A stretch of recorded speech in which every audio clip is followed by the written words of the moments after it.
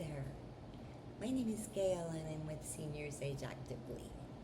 Today I'd like to share a personal story, and it revolves around the Legacy series that I did a YouTube video on several weeks ago, which no one viewed, no one responded, no messages, no likes, so maybe I didn't know where to look.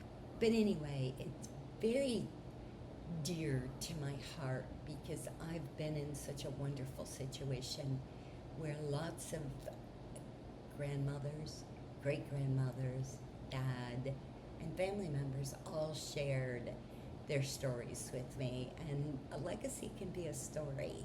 What it did for me was brought all the books about history that I learned in school, my neighbors, my environment, everything all together.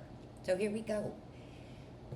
I came from a family of a very large number of siblings, lived in the suburbs. So one day, I was an early teenager.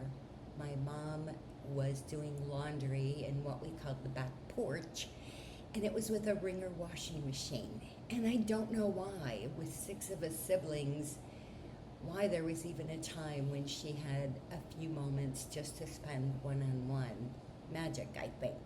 So as she was wringing the laundry through one of 2 or 3 rinses, she started telling me a story about when she was an early teenager. She was born in 27, which was between World War I and World War II, and it was just after the rationing started. She tells me about standing in line with her mom, holding her hand, even though she was a preteen, maybe not the best thing to show other people. But they were standing in line outside of a food store, which at that time, they were pretty much local around your family area.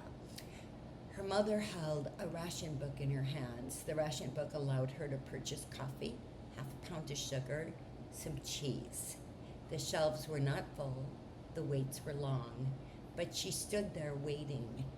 They went inside the store, they bought their things, so it included the ration book, plus a few pennies, nickels, whatever it might be, and went home with their groceries held close to their chest so that they could make dinner for the family. This brought it all together for me. I'd seen the pictures of the war, I'd seen the pictures of lines. Nothing made any sense to me until I knew someone who stood in that line. Now I was a teenager. The last thing I was worried about was standing in line. I wanted to get out and get about. I wanted to have fun.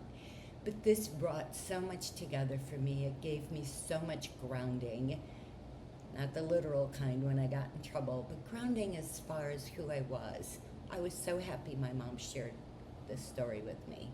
The other story she shared with me that was precious and again brought everything together from what I'd heard in news media and local newspapers and everything else was that just a few blocks from my home, there was a factory. That factory during the war was changed and it was converted into a factory which built engine parts and other parts for the war. People went in, they worked morning until night. So whatever they previously were making had stopped, and they made the things for the war. And it just brought home everything people tell you, but you can't really experience. So thank you for allowing me to share this story. I hope that it brings to you an idea of something that you remember, something that you were given with a story, and share it with others. It's so important to trade those stories down throughout our generations, our children, our family. Helps us all get the good kind of grounding. Thank you. Have a good day, and I hope to hear from you.